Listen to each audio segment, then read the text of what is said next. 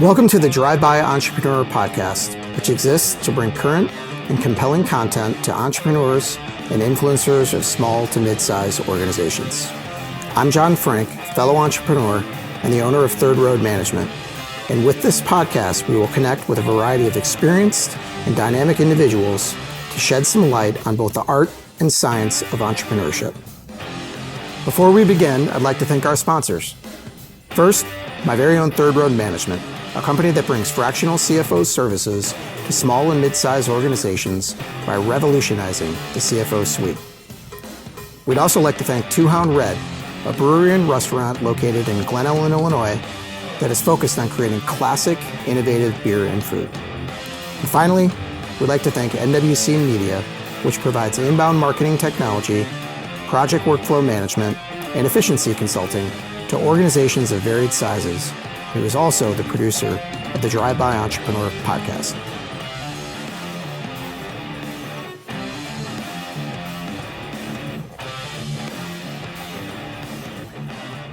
All right, Team HOH Water Technology, welcome. Thank you for being here. Thanks for having us, yeah. Absolutely, appreciate it.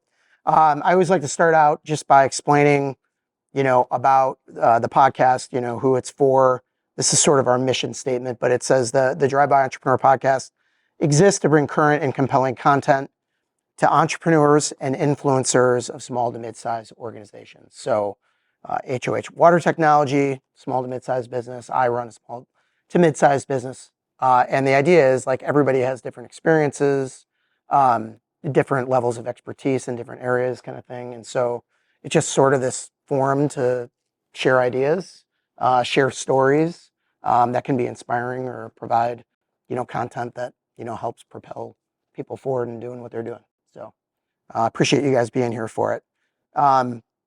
Just wanted to set up, Tom, we'll start with you, but HOH Water Technology helps facilities get the most out of their water-based cooling, heating, and process systems.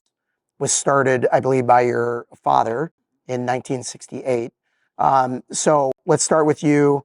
Why don't you provide just a little bit of the history going back to, that period of time was sort of the problem that your father was trying to solve. And then I'm sure over the course of time, things have evolved into what it is today. So why don't you take us on a little bit of the historical journey there?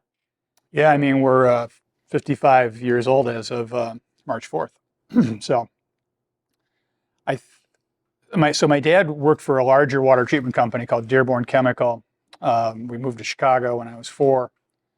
And he kind of rose through the corporate ranks. And I really think that he started to go on his own just because he didn't get promoted to president of that company and figured he would show them.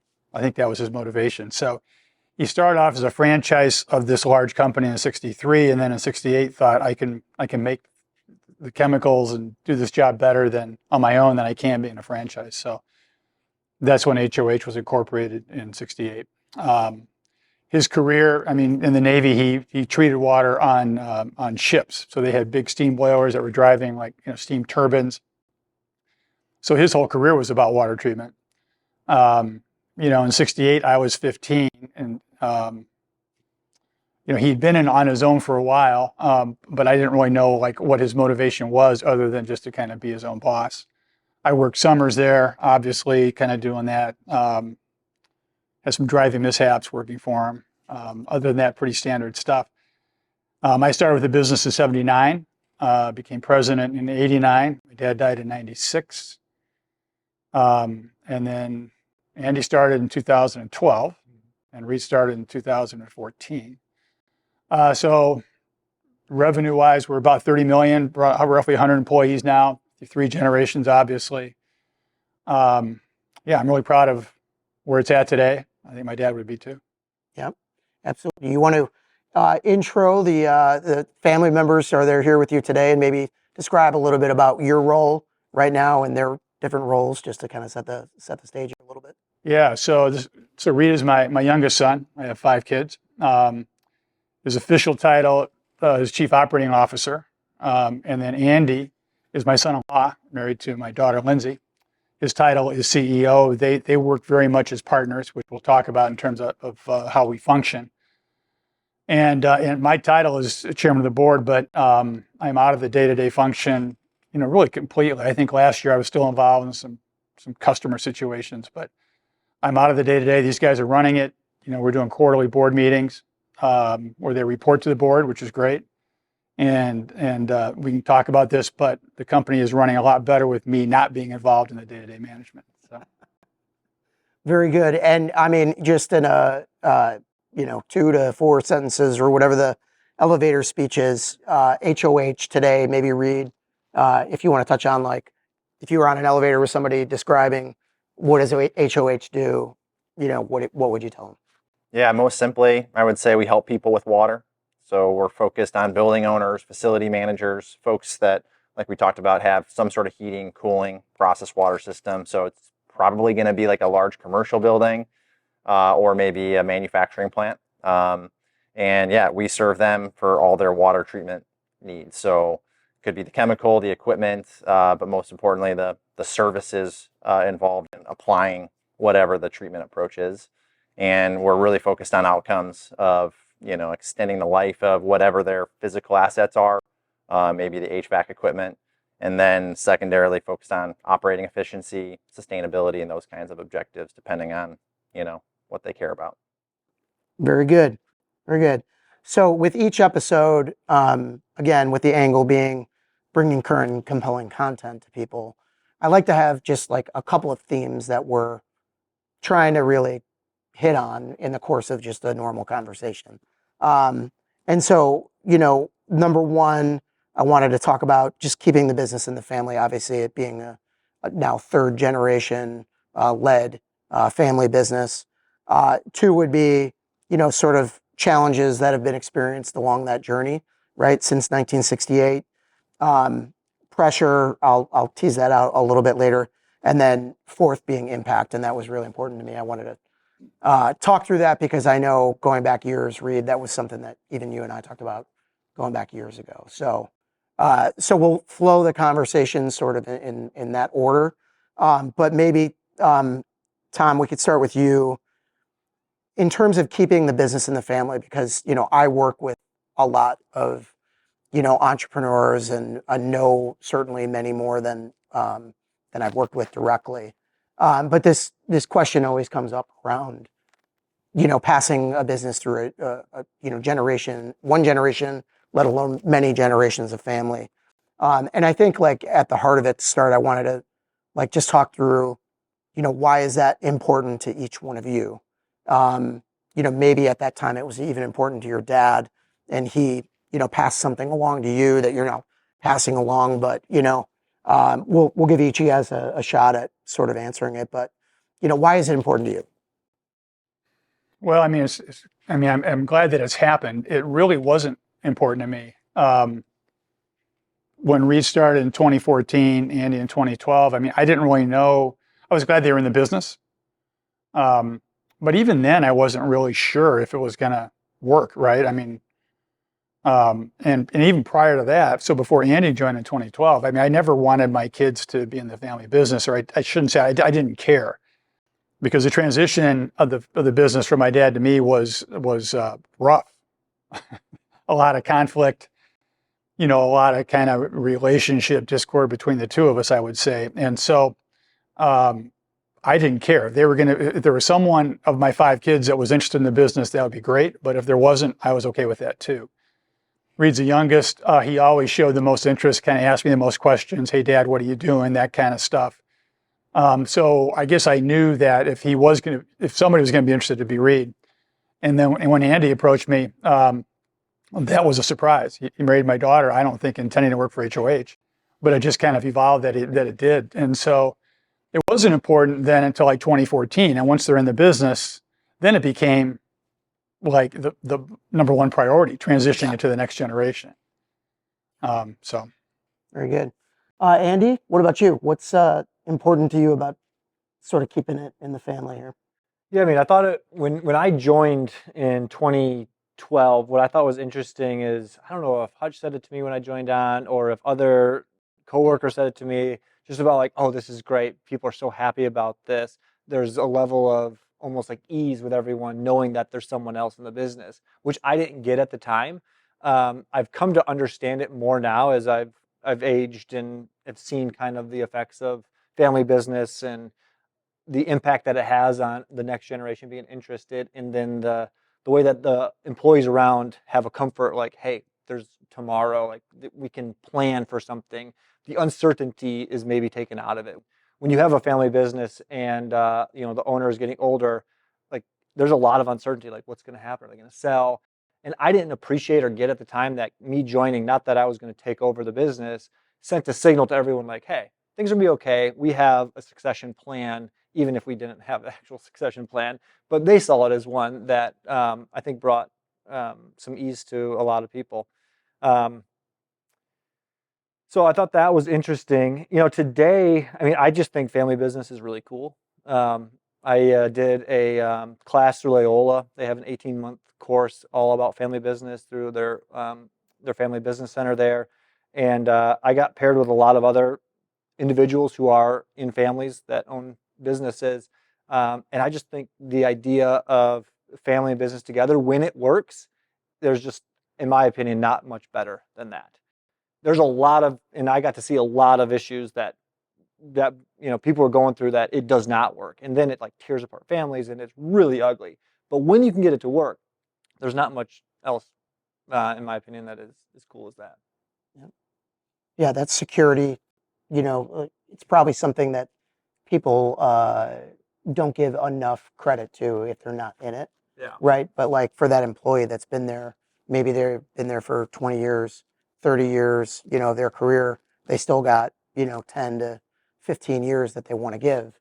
That security that you provide them rather than having them feel like they got to start over again or something. Right. At that point in time. Yeah. And more recently, like what we see in the world with the PE and all this money coming in, just gobble up, roll, gobble, roll, like that's not sustainable long term. And I feel like we need some of us privately held family businesses around to be ready for the fallout whenever that blows up, Yeah. Very So. good. Very good. Reid, what about you?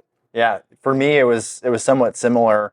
I think I was kind of curious to keep my options open. I was the most curious to join the business, but being the youngest of five, there was a season there where we weren't talking that intentionally about me joining the business. And my motivation was really to try and carve out my own, career and not feel dependent on a job from my dad. And we had a conversation in 2014 as my career was progressing. And when presented with the choice to join HOH, it became pretty clear that I had a window of opportunity to work with my dad, at a unique time. And that was probably my biggest, reason to make a career change and join, was whether this happens for a long time or even for a few years, I won't regret, 5 to 10 years working with my dad in this way. What I don't think I anticipated was, working with Andy. At first, I think the funny thing is we had early conversations just around, at least on my end, feeling a little bit jealous that Andy got to work with my dad before, I was there. And it was, I think really impactful for us to be open and honest about that because, you don't think about it joining it, but there is expectation immediately put on you when you join in a family business, like Andy was mentioning. And I think immediately when I joined, I sensed the same thing. Like, who are you? Where are you going? Are we going to work together? And what's been fun is I think my motivation to keep this a family thing is because, I enjoyed working with my dad, and now I've got an even kind of further future with Andy, and we were lucky enough to have good chemistry and shared values. And so I think Andy put it well, like when it works, it's pretty special. And so, if we forecast to another generation beyond that, I think it's too early to tell, like, is our motivation to bring it to the fourth generation. I think, as long as it's a good thing, let's keep it going. And these things have a natural ending, and maybe that'll be with us, but it'd be nice to kind of have options for another generation. Very good. Second thing that I wanted to hit on is sort of challenges, right? There are, any number of things that can come up, mixing business and personal life. You know what I mean? You have a bad day at the office, but you got to go to, the Christmas party with the family. later that day or the next day, issues, with nepotism, or even perceived nepotism, right, among, the people that work there in an organization, equitable versus equal ownership, performance reviews, any number of different things. But I was just curious, what do you guys feel like are the unique challenges that you've faced? And then what are some of those things that you've maybe put into place to like actively mitigate problems before they happen? You know what I mean? Like just knowing, like you said, you went to a program at Loyola. I'm sure that they've talked about this. How do you get out in front of problems before they happen? So, I mean, Reid, I guess I'll start with you. You come up, through the organization. What does that look like for you? And yeah. I think one of the things I have found most impactful has been just basic structure around roles and responsibility in the company. I think starting especially with you, Dad, where clarifying your role using the EOS playbook around visionary integrator. That's just one of those operating systems that are out there in case people don't know about it. But clarifying your visionary entrepreneurial role. And delineating that in the business, we're just employees, and understanding that there are different roles within management. And I think that kind of helped us distinguish between when we're talking in the business versus outside the business. And in the business, it kind of protects some of the stuff happening outside from creeping in, because we need to operate professionally. And whose call is it? Well, let's look to our accountability structure, our accountability chart. I think that was really helpful for decision making and separating kind of in and out. And then kind of building on that, Andy and I kind of stick to this EOS playbook, and they've got a program called Rocket Fuel. And it talks about just how do you structure a entrepreneurial like duo, both the visionary and the integrator type role, or the CEO, COO. And so we stick to a rhythm that they prescribe there of just a monthly same page meeting. And I think that's helped me and Andy create just boundaries between not just in the business and outside the business when we kind of need to get away as owners and talk through strategic issues, but also having a space where, we can talk through things so it doesn't leak out when we're hanging out with our wives. And I think those two things were really helpful for me. Very good. What about you, Andy? Yeah, I was going to say, like, that's all 100% true, but we've also screwed it up so many times before. Okay. We probably talk about work at family functions far too much. It's very easy, especially for the three of us, because that's where we spend a lot of our time. We have a lot of passion there. My wife in particular is very quick to shut it down and be like, all right, enough work talk, no more. Because she doesn't want to talk about HOH when we're, at Thanksgiving. So yeah, the structures that Reid talked about have definitely helped us.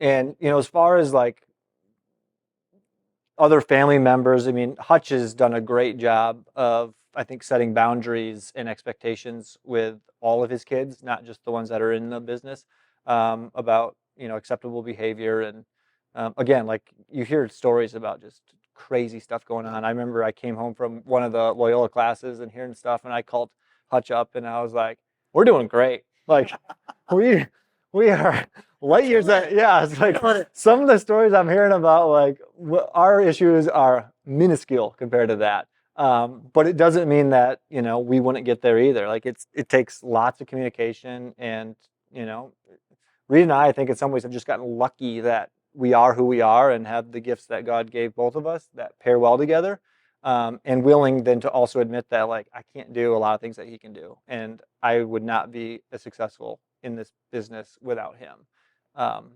And so as long as we can have open lines of communication, then a lot of the issues kind of work themselves out. But it's when, I don't know, you start working in silos, this family member, then this family member, and that's when you get into a lot of trouble, it feels like. Hutch, you can probably really like bring this whole conversation home, but it did dawn on me. You mentioned EOS, which we have now numerous clients that operate off the EOS system. But did you when did you implement that? And did you implement that sort of knowing that this might be the future, or like what was the catalyst for starting it? 2014, Okay. but it was just a coincidence that Reid started then. No, we implemented it because it was presented, by another company at this peer advisory group I was part of. And I'm like, we need that. So we had gotten to a size where, we weren't operating the way we should have. I said we were a $30 million company, but running like a $10 million company. We were really dysfunctional.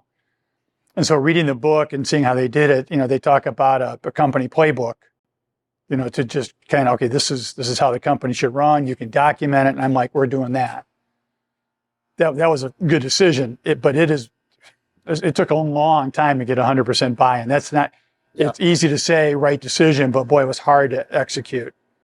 But part of that was, okay, get real specific about your vision and mission, get real specific about your core values, and then get down into the strategy components, hold people accountable, all that stuff. So it was a really, it changed the trajectory of the company, I think, because it really gave us a language we're still using now. I think the language we use now is just an improvement on what we started in 2014. Yep. So, I had three things I think that are issues that if we're ever going to watch this, the first issue for me that was a light bulb moment was Reid and I having a conversation on a flight home one time. He said, well, when do you think you're going to be done? This is like in 2016. Not that he was pushing or anything. And I just picked 2020, nice round number, make the conversation go away. But then he says, well, and this is like a Dan Sullivan question, but he didn't say it just like Dan Sullivan does in his book, but he goes, well, what has to happen for you to be comfortable letting go? In effect was what you said. Because what happens is when anybody gets to 65 or whatever I was at the time, sure, you can say you're going to let go, but you're afraid. It's basically fear. And so we started talking, and there were 5 things that had to get executed for me to feel comfortable. If those 5 things happened, I'd feel comfortable. Well, they happened. One was Andy. So the first thing I said was, I need to have a customer-facing leader of the company. For most of our company's history, that was me. But at that time, it wasn't. And things were going as well. So I needed somebody who would walk in the room and not just tell somebody how to sell, but also sell with them, kind of lead by example. Andy proved to be that guy, and a few others. So that was one, what has to happen to feel good enough to let go. One was for me to get out of the way. So they talk about their same page meetings, and Reid and I were talking about this today, but if I ever got involved in those same page meetings, they never went well. Because I would start to insert my opinion on any management topic, and there were a few. And then it's 2 against 1, whichever it was. And it took me a while to realize the problem was me. So either they're good at what they do or they're not. And my trust at that point was really pretty high. I just had important things they needed to hear, right? And so that was a learning curve. I remember one night we were sitting around a fire in my backyard, and we got into it. And I'm like, the next morning, I'm like, that's on me. It's the last time I've done that. So I do my best not to, they're going to call and ask me advice. So one was, if you're going to get out, get out. And then the third one was, again, at this advisory group meeting, I had a veteran guy say, well, you're not really out of the business if you don't have your money. And I figured, well, I'll just keep drawing a salary for, as long as I want, right? It's my company. And that's like the worst plan you could come up with. Plus, if they're running the company and I'm letting them go, but it's my money they're messing with, at some point I'm going to get nervous, right? I don't have control. And this is my nest egg. And so that was a light bulb moment too. That was like 2019. And so then I got really serious about trying to figure out how to execute what's fair for me. Honestly, to be selfish was important, because then it got a whole lot easier to say what's fair for the other kids. Yeah. And it became clear for these guys. So, they're paying for shares of stock they didn't have, but they're investing in themselves as they should. But it's the clarity there. But, getting your money out and just saying that's an important thing to do. Those 3 things. Any business owner is going to wrestle with all those issues, I'm sure. Yeah. Oh, 100%. Yeah. I mean, I could think of circumstances, even now that I'm familiar with, where getting your money out or at least cleaning up that aspect. Again, you two are in the business, 3 family members, may not be. There may be any number of permutations of that scenario that could play out. So that's really, really good. And I think really helpful. Yeah. Yeah, it was also interesting to see the evolution, and I'm sure Hutch is not unique to this, but he had a vision, I think, in his head that one day all of his kids would own 20% of it, and the company would kind of be this thing that brings the family together, and maybe they don't all work in it, but there'll be like a family business council, and like people know what's going on, but the business is what can hold the family together. And as he's educated himself and talked to more people just about succession planning and family business transition, all that, his mindset has shifted, as has ours, that maybe us using the businesses to do that is not the best interest of the family. And maybe it's better to, execute deals where family gets money out of it and we can just be a family, and then consolidate ownership, because you see that a lot too. As you go each generation, like all of a sudden you'll have like, oh yeah, we have 34 owners now because all the cousins, and and then it gets really complex. Right. And so Hutch, although he did not have a super easy transition with his father, and his father did 0 succession planning, which did not help him out, because he only had a sister and they consolidate ownership, he was more like almost a first generation owner, as opposed to a lot of times you'll have, it splits 4 ways and then 8 ways from there, and it gets, progressively wider. We've been able to continue to consolidate, which I think will serve us well in the long run.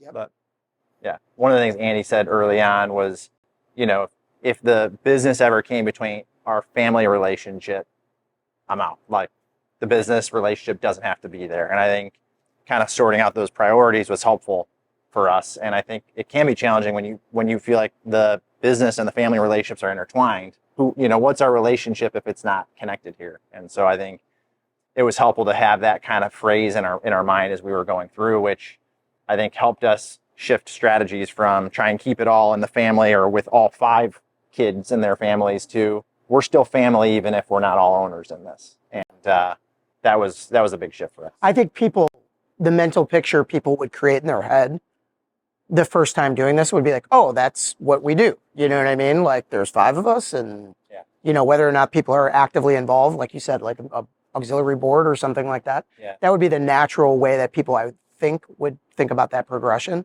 But I do think, and you guys have basically said that there's a very compelling reason to delineate, those things and bring confidence and clarity and sort of decouple, some of those things. And one of the thoughts when we had shared with our kind of key managers, the leadership team, and then people managers, gave them an update on how ownership has shifted over the years in consolidation, there was actually a lot of relief, from some of those same folks that might have been excited, like when Andy joined, that they've got, future owners in the picture. They actually had probably similar feelings, at least some of them did, around if there's too many owners, what's this kind of variable going to mean for us in terms of stability? And they, at least for us, found a lot of, I think, peace and stability knowing kind of who the owners were that were going to be operating the company. And so I think that's maybe another thing to consider, is that simplification kind of provides some more stability to people that are counting on this for their, career. Right. And how would you say you've guarded against, any combination of, like you said, the bigger the family tree gets, the more people might consider wanting to work there, right? You know what I mean? Maybe they're a good fit, maybe they're not. Obviously, you guys have been great. Yeah. How do you, sort of a two-sided coin, how do you navigate through that? Is it as simple as having an HR department that's responsible for, making those decisions? I mean, I know I'm simplifying it in a lot of ways, right? But, how do you guard against that? And then Hutch, this would be a good one for you. How do you, make sure that from a leadership perspective, and you have 100 employees or whatever, that everybody's sort of like gaining trust over the course of time, right? In a new generation of leadership, right? Because they've obviously worked for you for a long time. How do you actively promote that? Because I mean, by all means, it seems like you guys have done it well. So I'm curious, like, what's the secret sauce, if there is a secret sauce? Well, I think it was, and I think I've always had a pretty high level of trust. And this last decade was not a particularly easy one for a company, but I still think I had earned trust, which was there, right? Especially with older people who had known me for a longer time. I think the transition, though, was just, I think we tried pretty hard to be clear about where the transition was going. So 2019 or so, Reid became integrator. Not that long after that, really, Andy became VP of sales and then basically CEO. We were really clear about that. But even then, a lot of guys still didn't know them as leaders of the company. But they just showed it by how they led. Like we restructured, job descriptions for our entire sales and service team, which was over half of our company. So that involved changing job descriptions. It involved pay discussions. And the guys having those discussions were Reid and Andy. I sat in the room with some of the older guys just as a comfort blanket, so to speak. And anytime you talk about pay and benefits and job description change, I mean, not one person left. So I just really sat there amazed, and they earned, there's a lot of things they've done to earn people's trust, but that was for me just that's all I needed. As I watched them do that, I'm like, okay, I got it. And probably then, as guys realized I trusted them, that probably also helped. Right. I think one thing, thinking about that, like what is the secret sauce? Some of it was just like hard fought lessons, because it was really messy there for us. Some of that is like what you're alluding to, Dad, around like it was a hard decade to begin with, which is like a longer story. Some of those like challenges, I think, were complicated because you had two next generation leaders attempting to step up and address problems and start solving things. And there was some clashing with existing leaders and existing management that really there was no resolution but to kind of wrestle with, hey, there's going to be a changing of the guard at some point. And so I think some of it is just, it's kind of messy, and we just kind of continue to persevere through it. But another thing, I think you make a good point, not everyone perceived what was happening the same way. So, at the time we had, let's say 3 generations in the business, and obviously some that had been there longer were, concerned about changes, but there were just as many folks that were excited about the next generation. And so different people kind of needed a different touch for how to be introduced to, let's say, Andy and my leadership together. And so we became intentional on certain crucial conversations to have Hutch there to signal and say, hey, these guys are credible, and they have my trust. And that really, I think, helped us with some other guys. And it wasn't as necessary for some younger folks that were kind of excited to see some, new blood in the management team. And so realizing it's, just not a one size fits all, just kind of knowing your people and having trust and kind of giving them what they specifically, need. But, just reflecting back on it, it was bumpy there. So. Yeah, like anything, you got to kind of sort of push through it. Yeah. But also what I heard you say there too is there's probably an element of like public supporter, private critic. Yeah. You know what I mean? Where you're not airing out, hey, I didn't like the way that decision went or how you talked to this person or whatever, that there's sort of behind the scenes, conversations that you guys have had over the course of time to help you guys grow, as leaders and gain not only your trust, but everybody else's trust as well. Yeah. So. Yeah, and if we don't put in the work, it doesn't matter how glowing of a review Hutch gives, us to all the people. Like, they need to see it from us. And so over our careers, both Reid and I have been thrust into a bunch of different situations, and people have seen us work through it. And, we've also had to come and be like, hey, I was wrong. Like, I screwed that up too. And, admit when our great ideas don't turn out to be great. That does happen on occasion. There was one book, I think Andy had gotten it from the Loyola Family Business Institute. Andrew Kite wrote this book called Myths and Mortals. And that was really, I remember, a helpful resource. And he talks about what you asked about credibility. And he breaks it into there's internal credibility. Do Andy and I believe that we are capable, credible next generation leaders, and then external credibility. And I think you did probably look for opportunities to set us up, tee us up to take on this new role or responsibility or challenge, or even speak publicly to the company. All of those kind of little things kind of add up, but you got to be looking for those opportunities as they arise. Like Andy, I think, accepted like 4 different jobs based on the challenge or opportunity. You said yes to every single one of them, which if I look back on that, that was crucial for what you're talking about, building credibility. Yeah. Well, even in just interacting with people. And like you said, I mean, the best way to earn somebody's trust is to be trustworthy. Yeah. Right. You know what I mean? Like Hutch can, talk all he wants or whatever, but that's totally different than, getting in a car with somebody and going on a road trip and getting to know them, their family, sharing stories, some Twizzlers and a, Diet Coke at some place in the middle of Kansas or whatever. You know what I mean? Yeah. Like, there's just a certain amount of credibility that comes with that. So. Right. And there's no like just fast forward button that I can hit to be like, well, now I want to be credible. Hit the button. Like you got to actually go through it, and time is just needed. So today, I feel way more credible both internally and externally with the company. But I've also been doing this for a long time and working with a lot of the same people, and so that just kind of comes naturally. But when you're young and hungry, you want to go. You just want to be there now. Like, where's the button to just go there? And some things you just got to play it out.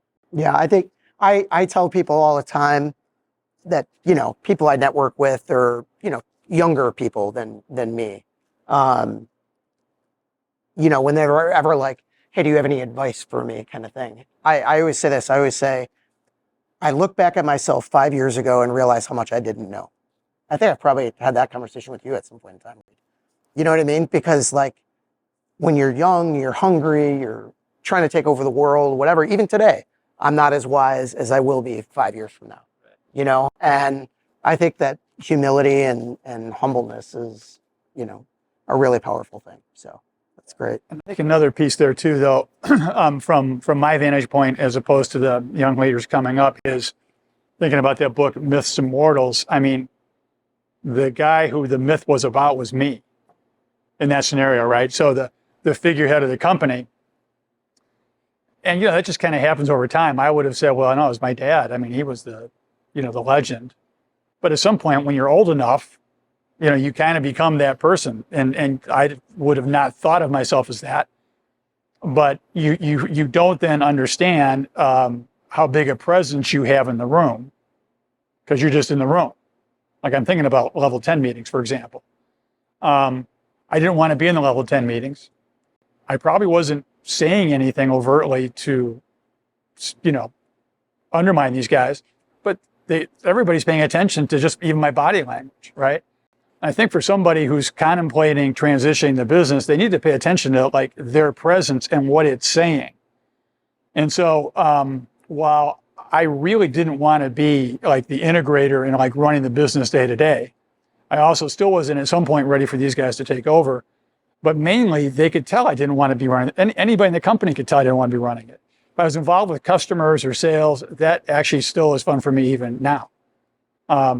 So for the older generation, it's kind of like you need to understand, you got to be honest with yourself and see the presence you have in the room and understand people view you way differently than you view yourself. That was helpful for me to kind of pay attention to that more as I got closer to the end. Makes total sense. Third point was just around pressure. Obviously, you took it over, from your dad who had started it. And then now you guys are, the leaders of the organization. There's 100 people that work there. I'm not trying to build up and make you guys scared. But, but by default, there's an embedded amount of pressure. Like, hey, I don't want to screw this up. I want to make my family proud. I want to make the people that work here proud to be here.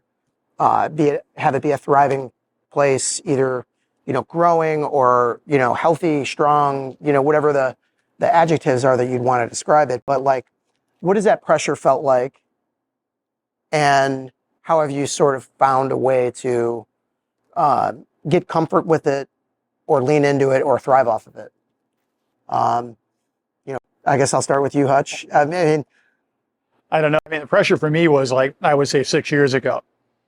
So at some point, organizationally, I had to make a lot of leadership team changes. They were all going to have to be made, whether Andy or Reid were in the company, frankly. But at that point, they are in the business. They do have a hope to run it. And the changes were significant and created a lot of disruption, right? And disruption is good, but when you're feeling the effects of the disruption you cause, it's really hard. So I felt a ton of pressure then.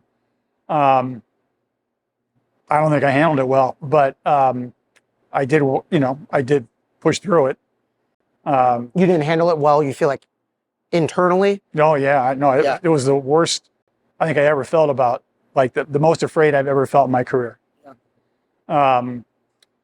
But I really didn't have a whole lot of choice. I mean, I was doing the right thing, and God's grace, man. I mean, I just kind of hung in there. Yeah. I'm not feeling that now.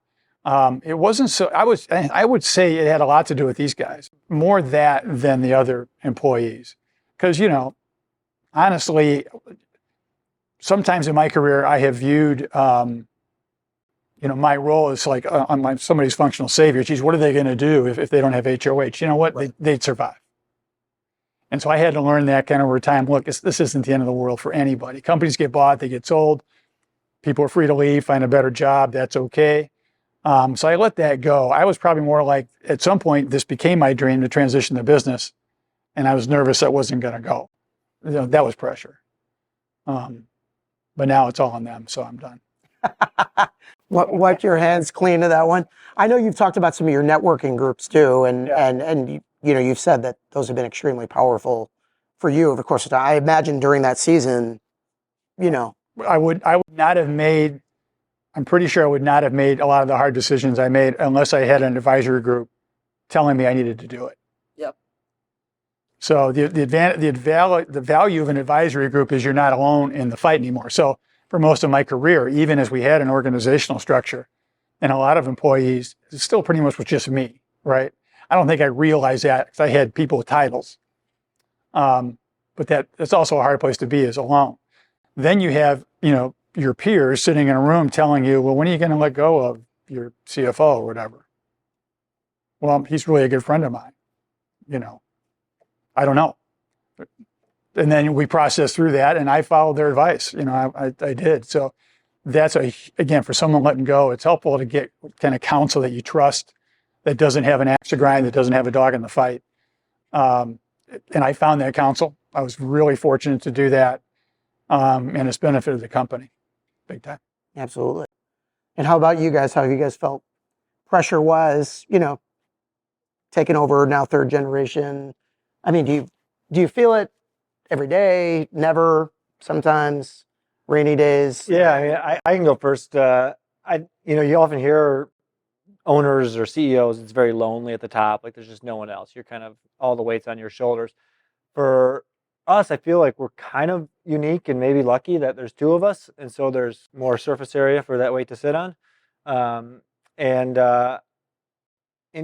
if I'm having a really bad day and just like have no confidence in me, like if I go talk to Reid, he will bring me back up.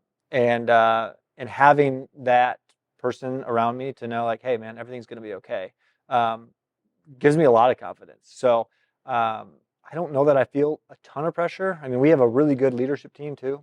And so they disperse a lot of that pressure, but yeah, I think we're handling it pretty well. I am at peace, yeah. But it's not because of anything really I've done outside of gotten connected with a partner who we really fit well together. And yeah, I mean that's got to be invaluable. I mean, in something that you didn't necessarily have, during large stretches in your case, it's a family member. Sounds like those advisory boards have assisted you in that way too. But but Reid, what were you gonna? Well, I would add to that. I think it's been right now. We feel like we're in a really good spot. If I reflect back over the last 6 years, there are a lot of stretches where I did not handle the pressure very well either. I could talk at length about just how I coped with what to me felt like the weight of the world on my shoulders, which it wasn't all on me, but that's certainly how I felt as well. Like Dad, like if you felt like you had to do this so that there was something here for us, I felt probably the same, just from a different perspective, pressure to help my dad or help our family, and that's been challenging, and many years of just kind of struggling through that. But I think Andy kind of nailed it. What's different today that maybe was even different for you is the cohesive teamwork at the top with our leadership team. And there's a handful of folks on our leadership team today that have been with us through the last 5 or 10 years that stepped up into key management roles and have kind of become a part of the next generation of leaders just as much as me and Andy. And that's made all the difference in the world. And then recruiting a few other key members to help me and Andy not be in 2 seats at once, because for a while I was in operations and Andy was in sales, and we're both trying to step up. I think recognizing that this thing will run better if we've got all of our key functions fully filled, then we are really free to lead the company. But it's tough to lead the company and fulfill kind of one of the core day-to-day functions because there's just too much demand on you. So I think that's been a key shift. And then I would agree, selfishly, I think maybe one of the reasons I was attracted to like a partnership approach, like with Andy, was distributing kind of the load and recognizing that, it was a lot easier for me to take a week or 2 vacation, this past week, because Andy's there, and vice versa. And so I think the shared leadership kind of approach, I don't know, is worth people checking out if they can find a good partner and also let the egos kind of go a little bit, because that's kind of required. Yeah, I think one of the weights of leadership that people don't understand, or certainly entrepreneurship, that people don't necessarily understand until you've been in the seat, is the weight of those decisions. Like you were saying, Hutch, about just like feeling like, oh my goodness, what's going to happen if this goes wrong? You know what I mean? And I found, at least for myself, and I try to train myself to make faster decisions because of this, but like I can let the boogeyman grow to be, bigger than the boogeyman ever actually is.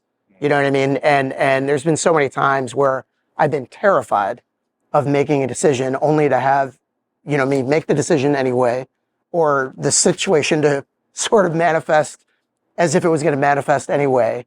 And then I look back at it and go like, oh, why was I so scared of that, at the time? Yeah. Well, and I'll shout you out, John, because you just made me think of it. But like multiple times, I think having friends outside of work, community outside of work, and especially, someone like you that had the practice of Third Road, like you are one of my phone of friends. Like even if there's not a direct way for us to work together, you've come in and served us in a number of different times. And I think knowing kind of who's in that network, maybe it comes from a referral at a peer advisory group or just somebody like we know each other through our church community. Those kinds of relationships are crucial, because whether you've helped us directly or just even listened and talked through things, like you said, kind of takes away the boogeyman that isn't really there. Or referring us to somebody. We've had kind of a trusted network that I think you've helped us build, which, makes those big problems a lot smaller. Very good. Last point I wanted to hit on was just impact, right, of the business outside of, creating job opportunities, generating profits, all that kind of stuff. I know the Goodness for Water program is something that's very near and dear to you all individually and HOH, together. So why don't you maybe just talk about that? Where did it come from? What are you doing today? Where does it go from here, kind of thing? And I guess you can kick it off, Reid. Yeah, I mean, all 3 of us now have really had kind of our own experience with the global issue of clean water. So for those that don't know, there's still like 780 million people in the world that don't have access to basic clean drinking water. And so we've aligned our mission and vision around not just making a profit, but also being purposeful and giving together as a team. And so we've really focused our efforts on trying to partner with organizations that are solving that issue of providing clean water, whether it's in Honduras, where Andy got to travel most recently, or in Uganda, where I've had some exposure, or Indonesia, where you were, Dad. But we've seen just huge kind of benefit culturally and also just more meaning in our work, getting people involved. And so we're both trying to raise awareness and raise funding to address this kind of big global challenge. And so Andy most recently was in Honduras, so I don't know if you want to share a little bit about that experience. Yeah, I got to go to Honduras with World Vision in just the first week or so of February. And they took us, those who went with them, basically through their whole program. So we started with a community that does not have clean water and they do not have access to clean water, and just showed kind of the life that they live. And then over the next 2 days, we went to communities that were just like step ups from that. To the end, you had a community with clean water. They had like entrepreneurship was flourishing there. They had all these businesses that were starting up, and they were working together, and they were organized. And that same community, like 8-10 years earlier, didn't have clean water. And this is kind of World Vision partnering with them so it like starts with clean water because it's kind of our basic needs. And then once we get our basic needs met, then we can start to look at other things and eventually get to a thriving lifestyle. But yeah, our vision that we kind of cast to the whole company is that we leave a lasting impact with water. We say when we do that, what it kind of looks like is that we invest, we reward, and we give. And kind of this give bucket is where the goodness of water kind of comes into play. And our goal is that we're actually sending team members and coworkers out into the field on vision trips where they can see firsthand what that impact looks like. Because it's a little fluffy to say, we leave a lasting impact with water. They're like, what does that actually look like? And if we can get them in the field to see, like, this is the need and this is the dollars that you guys are helping us raise goes to it, then now you can really see the lasting impact that we're leaving. Awesome. Anything you wanted to add to that, or? No, I think where it is now. I mean,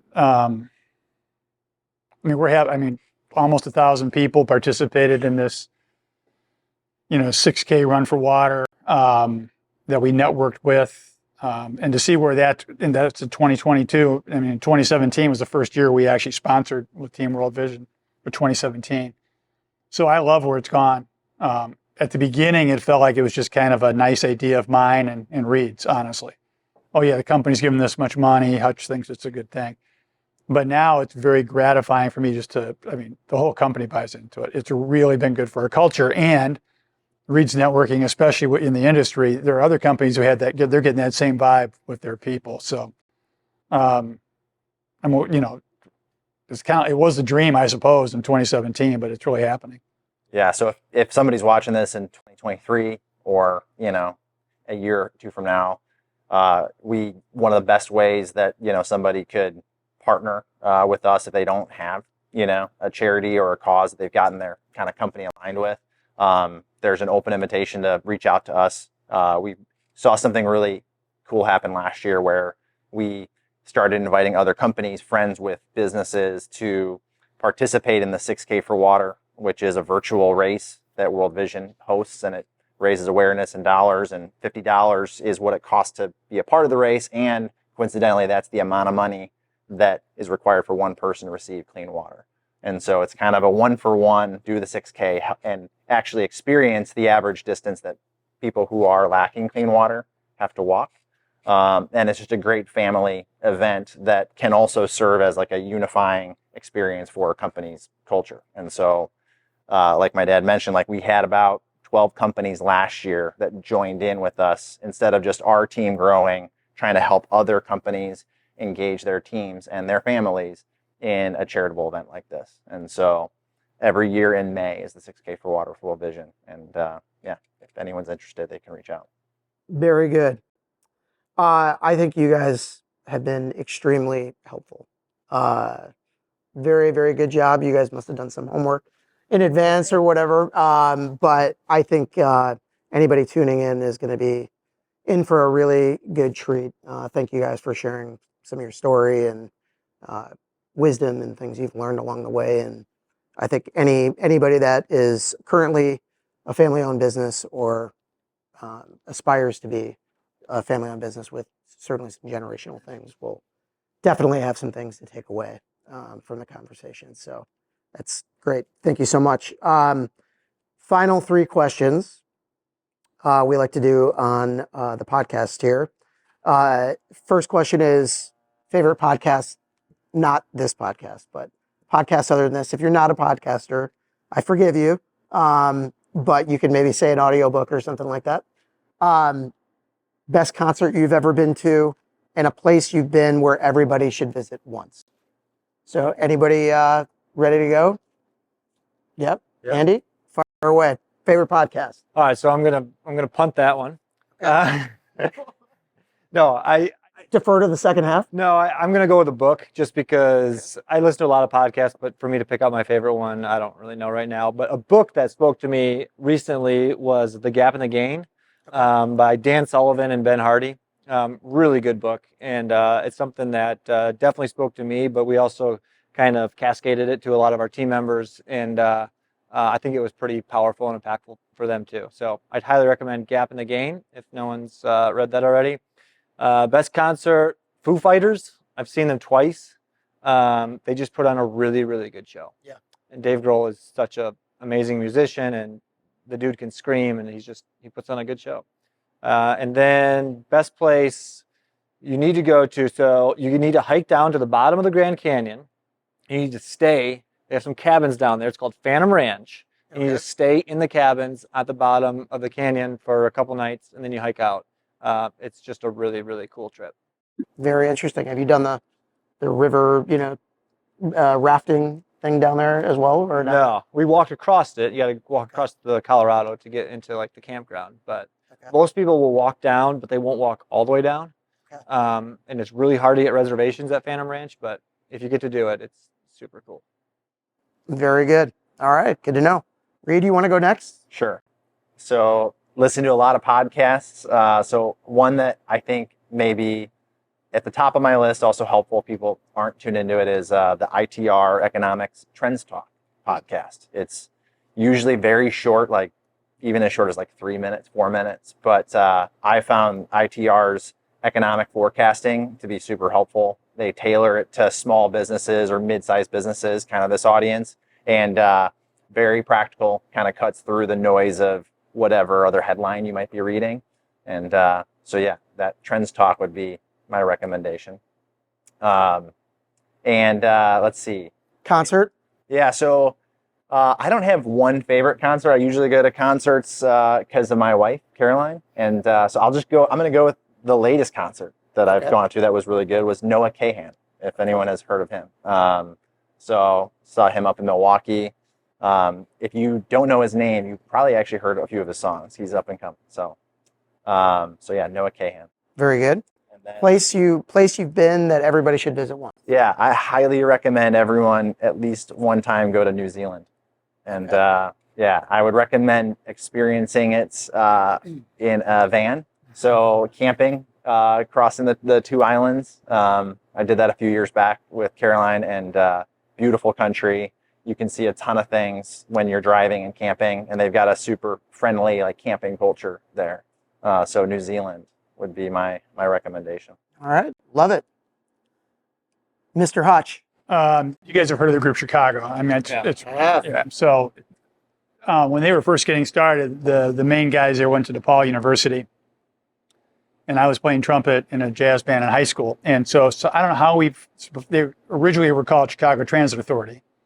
So somehow a guy got a ticket. They were playing at DePaul in like the auditorium. It wasn't a broadcast concert, and we got to go. And I just thought that was the coolest thing ever. They were just starting to get famous, so it wasn't a big deal.